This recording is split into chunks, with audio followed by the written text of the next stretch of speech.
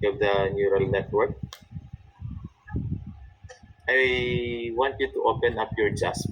This is where we try to run our uh, ML algorithms in JASP. Linear regression, logistic regression. Probably we can get rid or we can skip linear regression. I do not know if you want to run logistic regression, we can still run. We can also run logistic regression later. And then we also have the clustering, but this one is unsupervised learning. I don't know if we can run this one. Let us just see if we can that can be run in JASP. And then we have decision trees and random forest. Random forests are actually the extension of decision trees because the ML algorithm here uh, is using a number of decision trees. Okay. So decision trees can be used for both predicting. You can just read about this. Let me just go straight. Let's just discuss neural networks. First, neural networks simulate the way they use neural networks. Image recognition, speech recognition, image creation. This is neural network under the unsupervised definition. Okay, this is unsupervised. But there's, as I have said, meron din siya supervised. Okay, so we can do the supervised. Okay, based on label data. So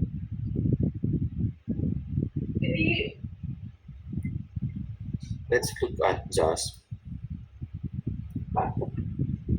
And the sample here would be the iris dataset.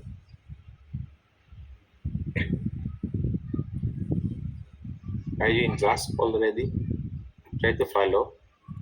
So in JASP, there are datasets already being uploaded. Iris flowers. You open the iris flowers. That's a CSV file. You can have that one as opened in Excel. What do we have here in the CSV file or in iris flower? We have the 4 variables. Shall we say 5 variables, including the dependent variable. We have the sepal length, width, the petal length, and width, as well as the species. So basically, these species are being characterized by, or these variables determine the species of the flower, or these species are being characterized by the length and width of its both sepal and petal. Okay, so how many species do we have? We have 3. We have Setosa, versicolor, and virginica. Okay. And then this is categorical, right? This is categorical. Okay. So if you are going to scroll, how many variables do we have? How many subjects? It's just 150, as I have said. Data science would not only just be 150, more than that. Okay. So, but just for the sake of sampling, um, let's do the neural network for classification. So, kumbaga, this data will now be used to train a model that will allow us to predict what kind of species of what is this iris flower or flower that would allow us to predict what kind of species. Okay, so given its particular sepal length and sepal width and so on and so forth. So first we have to train the machine. So let's do the classification. Let's do the neural network. Your target variable, we have the species right here, and then select everything there.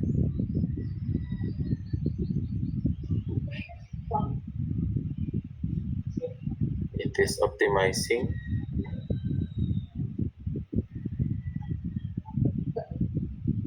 Okay.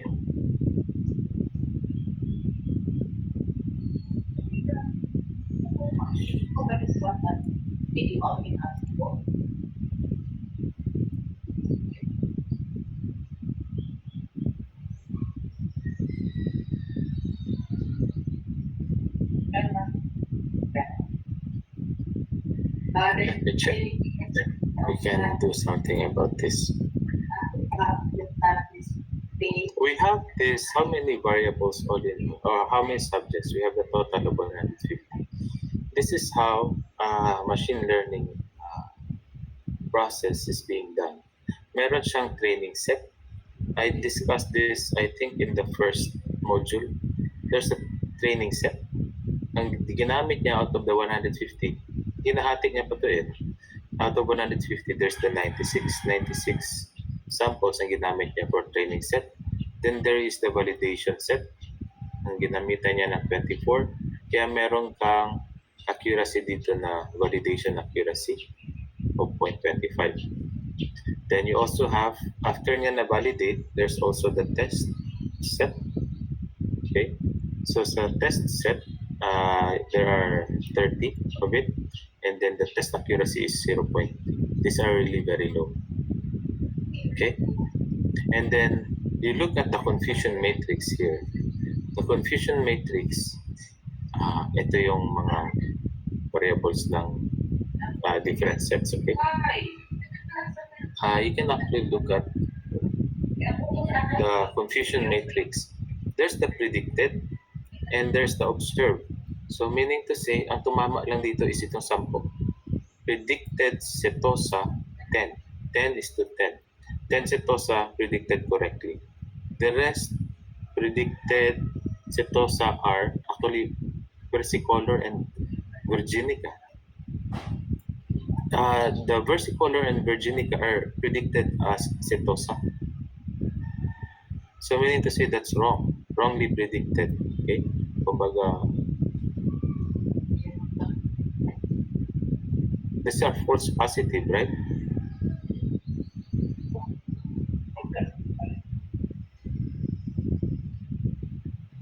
So this is the predicted, the correct prediction. And that is just really very low. That's 33%. So how do we do this again? What we can do is, we try to rerun it. What we can do is,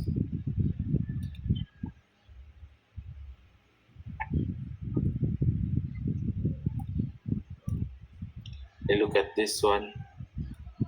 Tingnan natin na 0.33 yung kanina.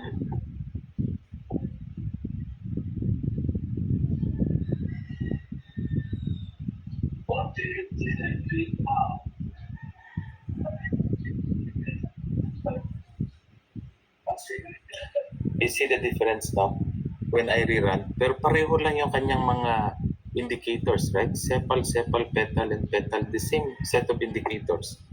Let me just print screen that one so that you can just easily compare that one here. See the difference? 0.33 yung kanina. But this time, your test accuracy is way above 0.33. That's 0.7 already. And look at the prediction area. The prediction area, 9 setosa predicted correctly, 2 ang mali. So meaning to say, this data, this test set, meron siyang 11 na setosa, this one 11 na versicolor, at saka 8 na virginica. Pait ba ng 8? Dali din ang 11. Okay. Sana to? So this is 8 over here. Yan. All virginicas are correctly predicted. More versicolors are wrongly predicted. Fewer versicolors are correctly predicted. Ba? So, but prediction accuracy is already 0.7. That is way better than the 0.7. Okay? You can still improve this one by also again running the procedure. Sometimes I get around 0.93 test accuracy here, and that is where I settled. So if I can get 0.93 at test accuracy, uh, settle ako doon.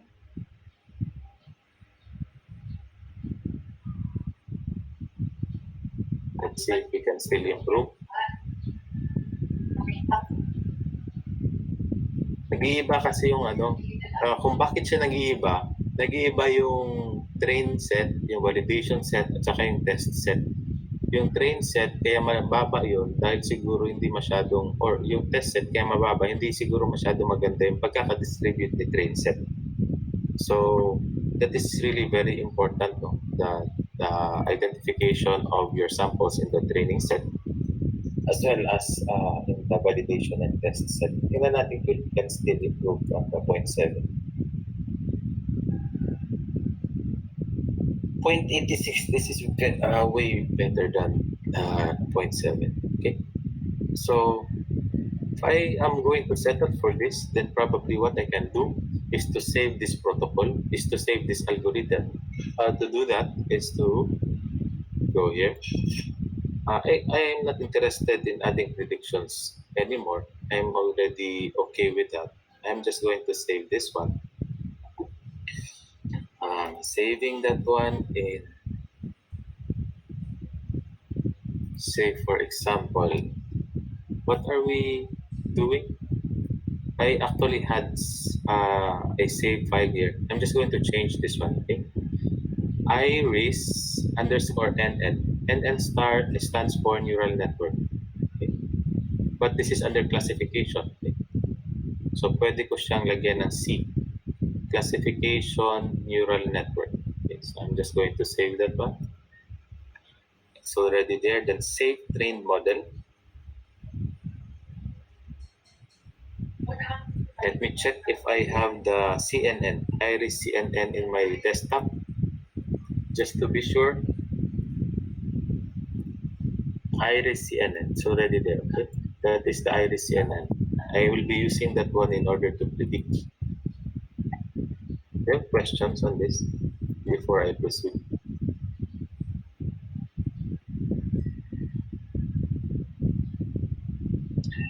So, say for example, I have a new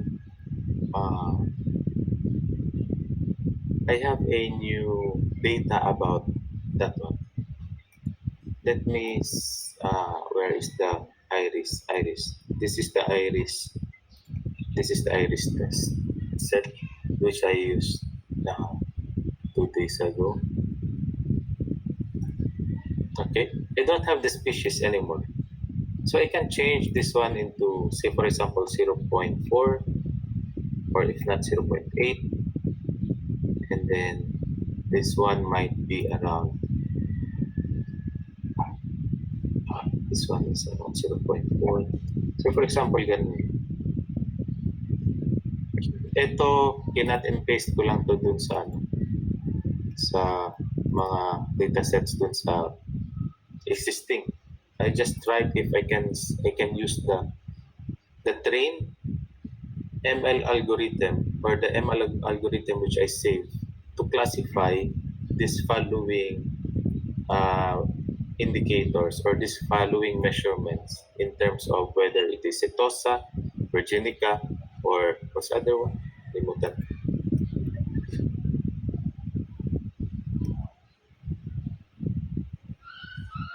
Versicolor. Ano ito sila? Mga flowers ito sila. Kinsa yung mga kuan ninyo? Plantita. Scientific name na, sir. Okay, scientific names. Sige. So, I'm going to open the file. The file was located, or is located, in my iris test. Okay, yun na siya. I haven't changed it yet. Hindi pa ako nakapag-save ng 0.28.2.4. Yeah, once you save that one, mag-automatic change naman siya dito. So, I'm just going to do the prediction. The prediction file, or the protocol, or the algorithm that I developed was also saved in the CNN, right? So I'm just going to use the CNN. Okay. So I'm going to include all kasi yan naman yung mga variables na ginamit. So you have the how many setosa, you have 4, 5 setosa, you have 4 versicolor, and virginica we have actually 6. Add predictions to data, you can also do that one. So this is now basically the prediction na tawag dito, na ginawa nung protocol. So these are now your predictions. So there are just 15 data entries. So hindi ko sinagad sa 20. Yung prediction niya pala dito is just until 20. Hindi na siya pwedeng lumampas ng 20. So let me check if we can increase that one into. Hindi na siya eh. Na-try ko ito mga. So, gawin natin 30. Pwede pang 30. Kasi 200 naman ang ginawa ko last time. Hindi na pwede yung 200. Try nga natin yung 30 ulit. Enter. Ayaw niya rin ng 30. There must be less than 15 or equal to 15. 20 nga yung kanina, no? Restoring correctness. Ayaw rin. Pero 20. Anyway. Kasi 15 lang yung entries, no? Sige. So if you are going to click on the add features, sige na nga, 15 na nga. And then the features. Ito yung kanilang, what is this? I think this is the variance from the prediction, no? From the model, based on these different predictors or independent variables. Okay, so based on this model, there's actually no way of telling kung bakit paano naging na-compute yung negative 0.766, 1.42. Those are not the actual values, 5.1, 3.5, 1.4, and 0.2. So there's a model being used in order to determine if it is setosa, and versicolor. Okay. So ganon siya. How accurate is the model? The accuracy that I used here is basically yung sa it's 86, right? But it's not always 86. Pwede kasi mas marami ka pang mali dito sa prediction eh. Excuse me. So how to do this? Say for example, we change this one. Let's open the iris dataset. Open the iris dataset. So iris dataset. I think this is the iris dataset. Let me check if I will leave 5 setosa. I will leave 5 versicolor and 5 virginica. So I have 15 all in all. So 5 by 5 yan siyang lahat, no? So I'll be inputting all of this. So just imagine these are 555. Okay. Print screen natin yan. Let's check if we can really, the model can really do the the prediction accurately. This is supposed to be the actual.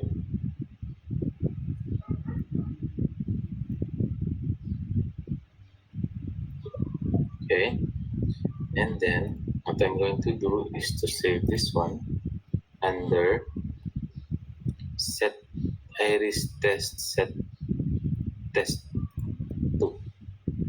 Okay, so here I'm going to close this one and then open the test set 2.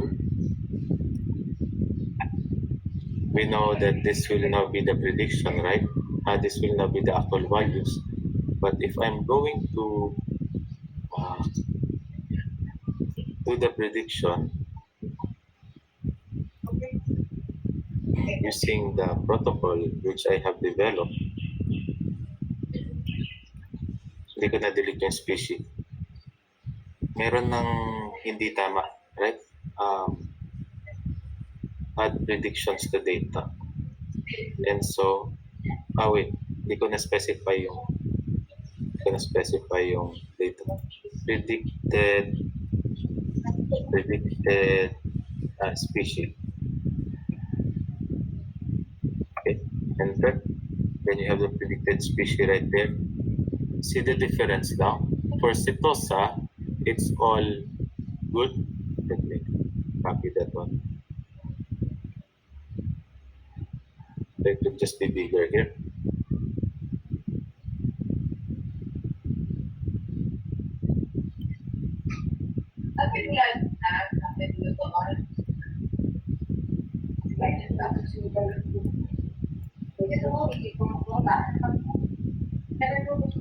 Ito lang ang mali niyan. It's very good already. Dalawa. Versicolor and versicolor siya nagkamali.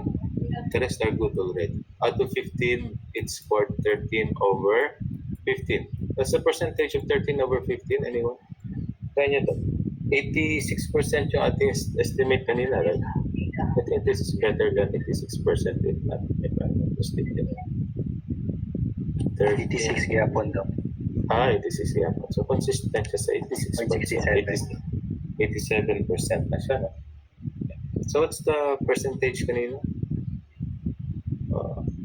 Hindi ko na picture. 83 at ano?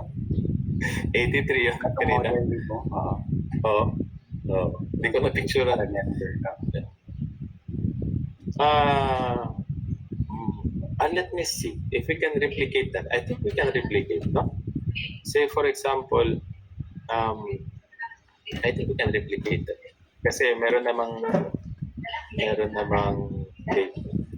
So, close tides, done.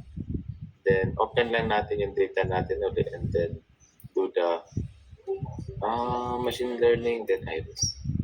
Then, prediction, and then the CNN. And then, the 4. Sandali ha. Hindi natin ma-replicate. Hindi pala tayo ma-replicate. How do we retrieve the accuracy before?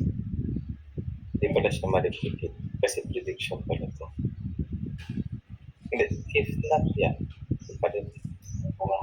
Anyway, so I think that is a very important procedure that we missed when we try to compare these different approaches. So ganoon lang ang ginagawa natin sa ML. We try to train the model, and then after training the model, what we can do is apply the trained model to predict another set, diba? So I changed some of the variables and hindi pala yun yung na-change ko. I tried to test the model if it is going to perform well. So ito, dalawa yung kanyang mali. So it's 13 over 15. So it's 87%. The other one is 83. If you remember that one correctly. So it's better, no? So the prediction was actually better than the test set.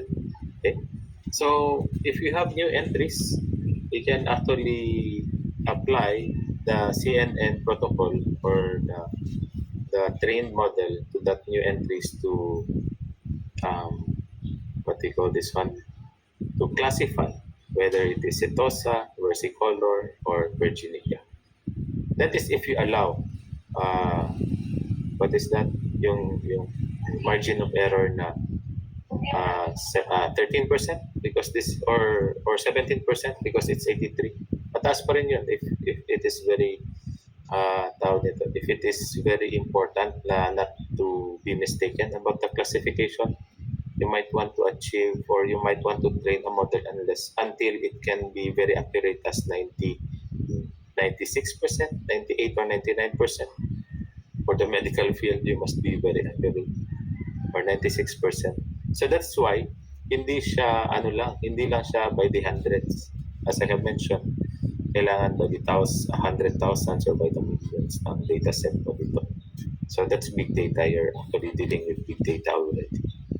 The problem here is that the IT professionals will help us in how to mine the petal length, the petal width, the what's the other one? Sepal and the sepal width and sepal length. Okay, you don't have to already. Once you have the trained model, you don't have to specify already. Just get those four, then automatic siya na yung mag-classify. Okay, that can imagine the application of this kind of technique in other fields, no? In business. If you want to increase sales, given these indicators, how will you market your product? Saan mo siya ibibenta? Saan mo siya i-display? Okay, are you going to display it in Abrisa, SN, Gaisano Mall, NCCC?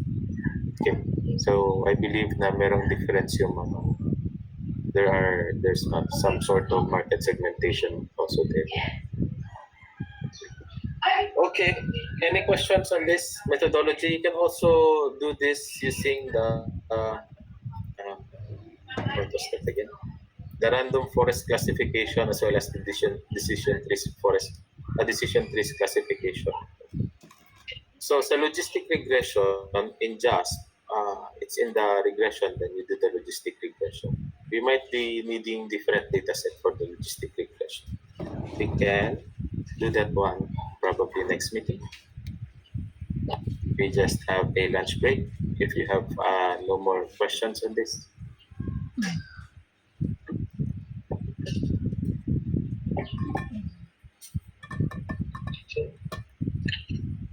Yung iba, the decision tree, you can also do that one here, the classification. More likely, what you can do is either you're going to use neural network, decision tree, or the random forest. What you can do is to evaluate their accuracy. So, still, as being mentioned, it is supervised. Titingnan ngayon ng modeler or titingnan ngayon ng tao kung ano yung mas maganda between the decision tree, the neural network, or the random forest or the support vector machine. Kung ano yung mag-apply dun sa dataset. Okay? So pag nakita niya naman maganda yung decision tree, then stick with the decision tree protocol or algorithm. Or if not, look for other protocol, like say for example the random forest. Maganda yung performance ni random forest. Instead of 13/15, 14/15 ang achieve mo kay random forest, then stick with the protocol of the random forest. The procedure is also the same. So when you do the random forest, your target variable will be the species, and then also like that. Paglaruan nyo lang ito. Mas maganda nga yung test accuracy niya is 0.96 for random forest. Kita niyo yung test accuracy ni random forest, that's 0.96. You can stick to this. Okay? So you can save the protocol for random forest. Somebody is raising his hand. Okay. Can Yes, you yes. give the data, katong sample data para ma-practice-practicean na mo? Nasa to ang library. It's Okay. already in the data library. Under machine learning, then Iris Flowers. Okay. Thank you. No? Okay. So, yeah, as I mentioned, maganda nga yung performance ni random forest. If you are going to look at the prediction, isa lang ba yung mali niya? I think isa lang mali niya. It's just Virginica na predicted as versicolor. Kita nyo? So, might want to address this one. Somebody's raising. Good afternoon, Doc. Yes. This is Mr. Alcala. Ano po, Doc, I have run the file using decision tree genetically classification, is it possible to the test accuracy is 1? Because I've got 1 here. I-try mo daw.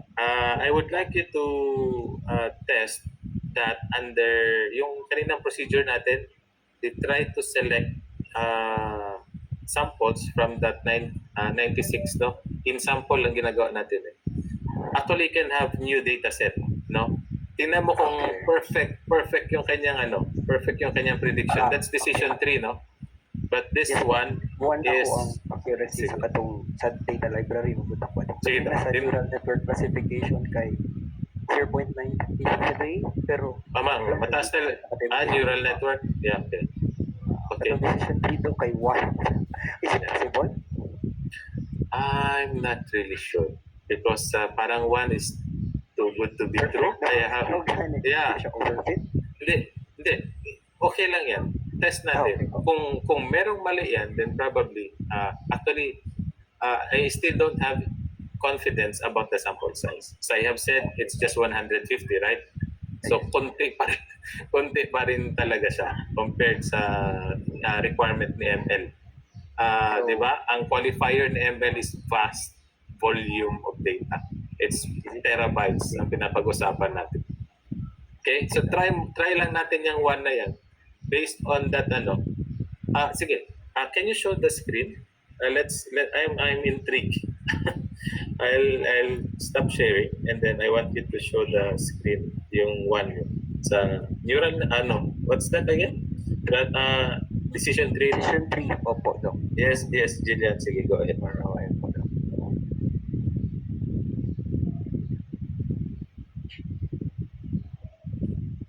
Tingnan natin kung perfect yung prediction niya. Ha? Wala man ko'y data katong imuhang 15 na ganito. You make your own. Make your own. Maski asa lang dito.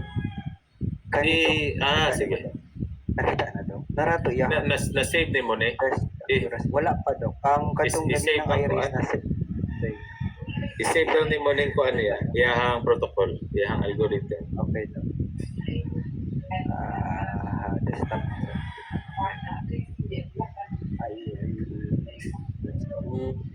Iris NN1.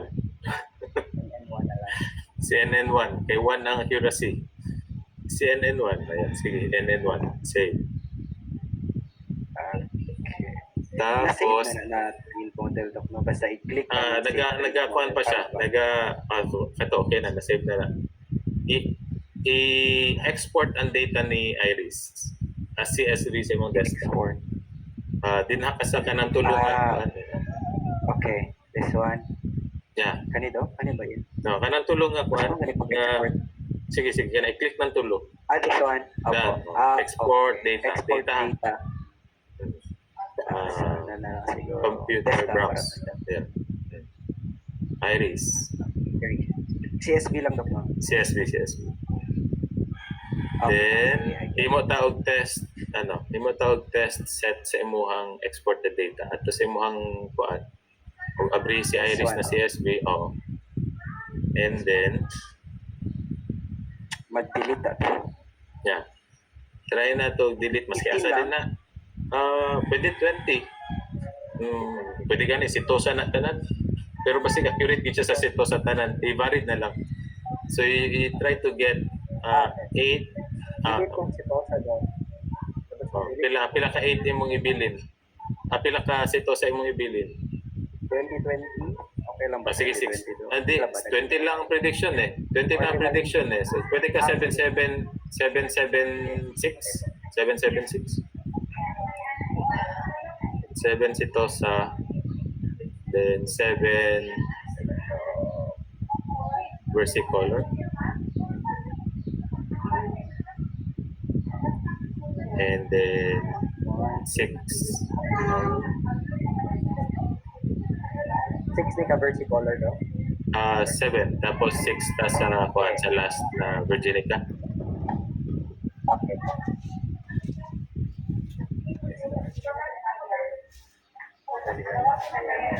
Six na Virginica. Okay.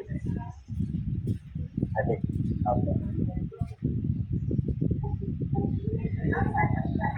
save siya ni mo as iris test. 20 na siya tanan. Iris. Opo, Iris. Save I-load siya. na lang Save. ako siya, Dok. Tama ba? No. Iris yun eh. I-save mo muna as iris test. Iris test. Okay. Yung, yeah. Okay. Save as iris test.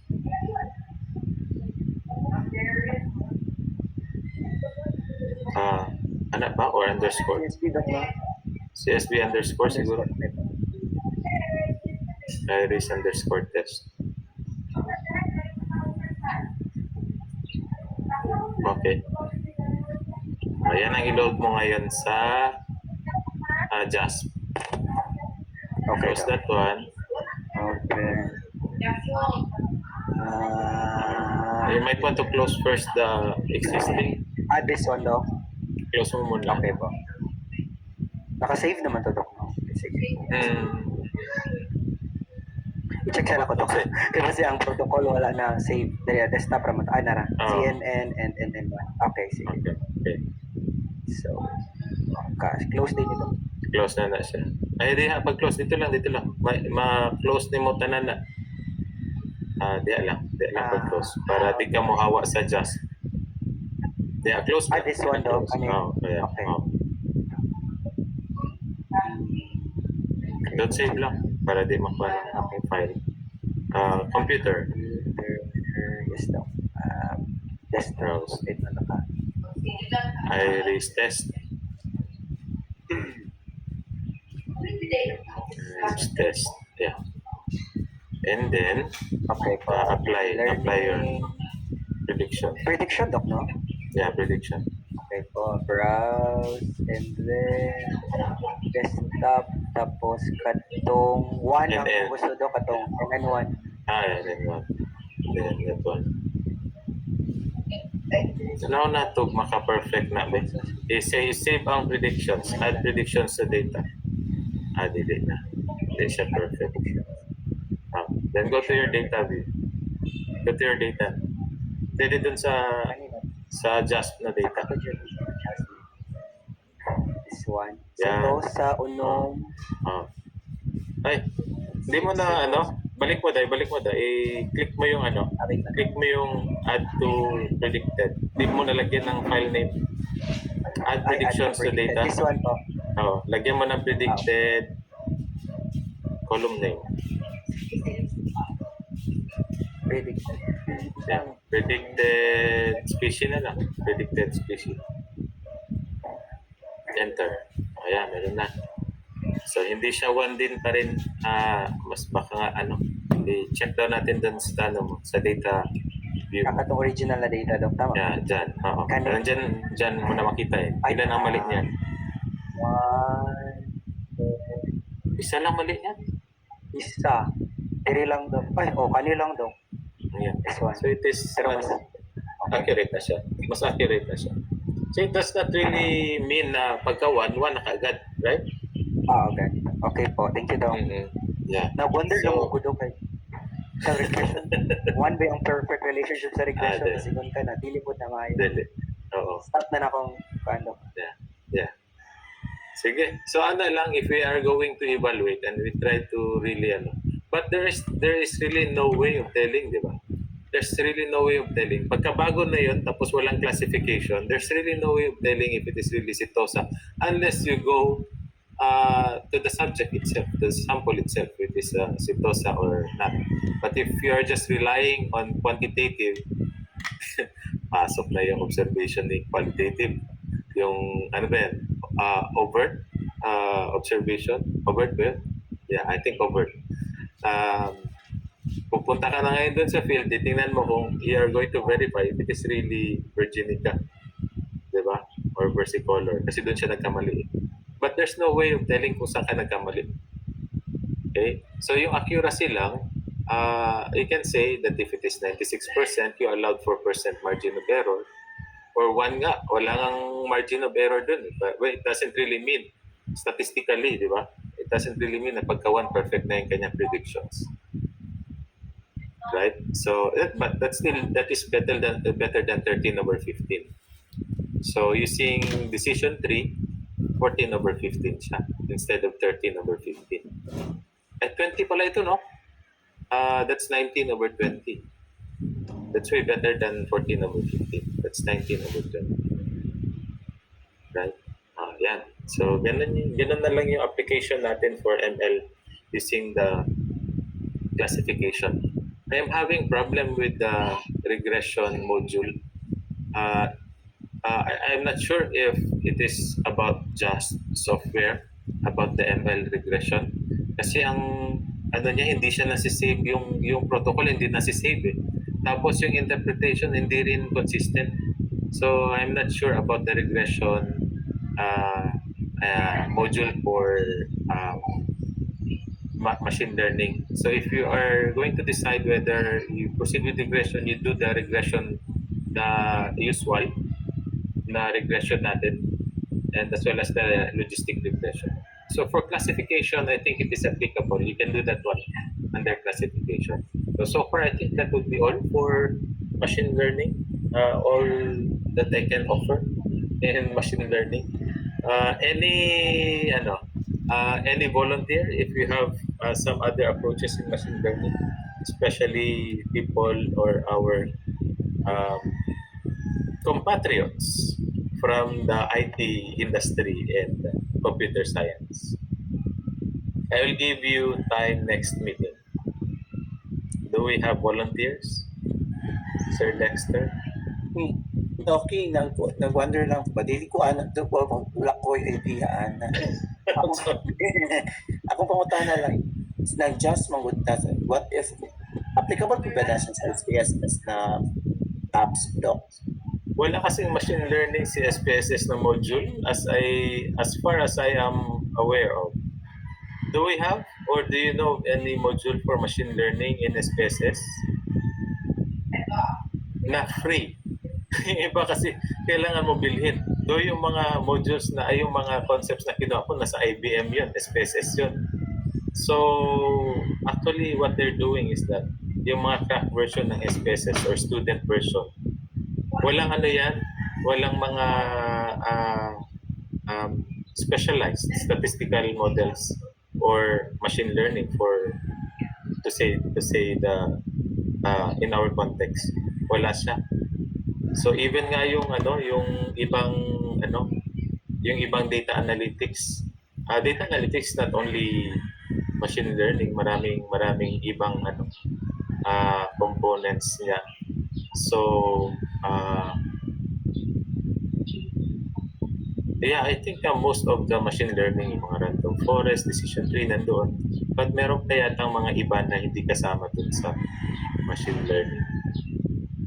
As big as AI is concerned, data science is under AI and ML is under, data science is under AI and ML is under data science. Well, other approaches might be under AI, which is not under data science, or under data science, which is not under machine learning. Okay, so so far, I'm not sure about the Jamovi. Do we have ML in Jamovi also? I think there is also. Kasi parang nagko-compete na itong mga freewares na ito eh. Among its other. Who's familiar with Jamovi again? Sir Joe and Jonathan, but ito na, introduced before.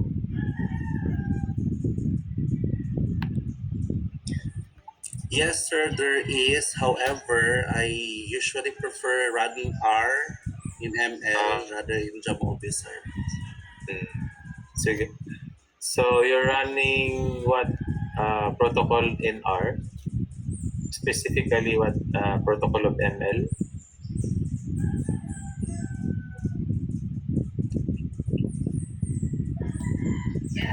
Are you referring to the package, sir? R package, yeah, the package.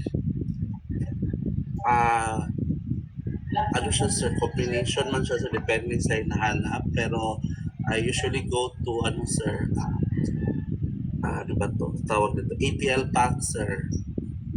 Ano yan siya? Hindi ako familiar eh. Di ba dyan? Yan yung gamit ko, sir. Doon, nakakapag ano ka na rin, random forest, decision tree, and boosting regression. Yes, sir. Oo. May boosting regression na siya doon. Yung I didn't explore much of it, sir, pero meron din siya, sir. Yeah. Kasi ang problem sa JAS, though, di ba, ano siya ng R, backed up siya by the R package ba yan? Yung kanyang protocol. Hindi ko maano yung regression boosting. Hindi siya applicable eh. Hindi rin siya ma-save. Hindi, so therefore, hindi siya pwedeng for prediction. I do not know with the mismong R. Baka perfect siya dun sa R, then probably we can do it in R. I'm not familiar with R. Di ba free naman yung mga packages dun sa R? Yun lang, hindi ko rin Yes, siya sir. inara. Mada-download lang din naman yung packages sa R. But anyway, if Yes. you are interested in learning, I advise you and I encourage you to continue. No? Continue not being stagnant on what I have shared. You can actually explore other procedures in data science or machine learning. Okay, using other softwares also. Okay, so that's how you get better in data analytics. So in data analytics, it's not all statistics, right? The first few topics we have discussed are more likely on the statistics side. And then this one is medyo may halo na siya ng internet, what is this? IT, information technology, and computer science. Okay, so I think that would be all. Any more clarifications?